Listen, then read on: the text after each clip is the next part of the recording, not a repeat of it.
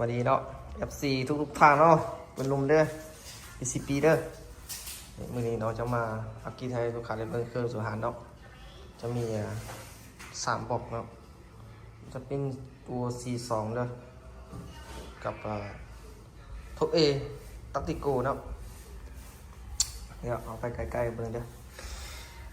อันนี้เป็นตักติโกเนาะถังคาร์บอนบาบอกตู้เด้อลำ50เก็บเสียงแยมใต้กล้องเบสเด้อนี่ประกอบให้ลูกค้าเนาะถ่ายปรับได้เลยงามร้ายเนาะใหม่ๆเลยเนาะนี่ทำประกันอยู่80เมตรเนาะตัวนี้ก็เป็นตัวท็อป A ท็อป A สีฟ้าสีบอลนะหลายคนเขาเอิ้นสีบอลถ่ายตัวนี้ตัวออกใหม่เลยเนาะท็อป A นะเพิ่งมาใหม่ๆเลยถ่ายปรับได้นะงามหลายเนาะมันจะมีสีเขียวๆนี่สีฟ้านี่เปล่าประกอบเป็นเปล่าบล็อกทุ16แบรนด์โมเวียเนาะถังคาร์บอนเก็บเสียงแอปพลิเคชันเนาะ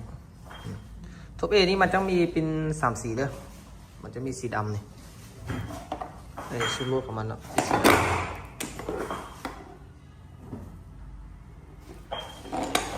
มีสีฟ้าสีดำเนาะ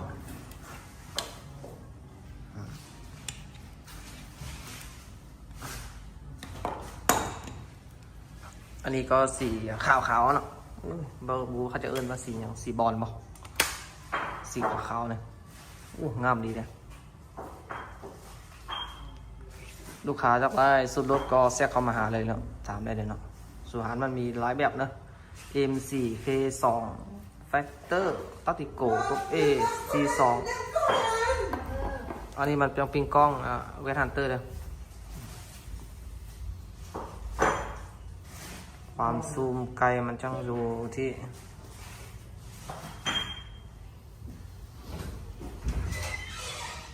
เวลาเตอร์มันจังไม่มีไฟเส้นแดงไงตัวนี้มันไม่มีไฟเส้นแดง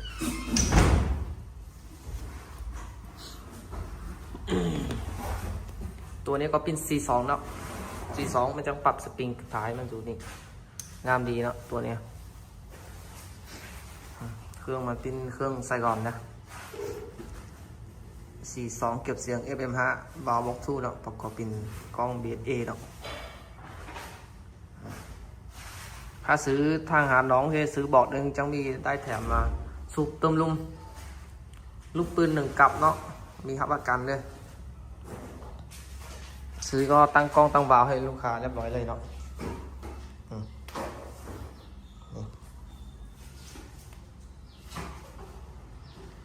ลูกปืนก็มีนะลูกค้าสนใจก็แซงเข้ามาลูกงามหลายเนาะสนใจแบบไหนก็แซงเข้ามาเด้อขอบใจหลายๆเด้อเขาฝากกดไลค์กดแชร์กดติดตามเด้อขอบใจ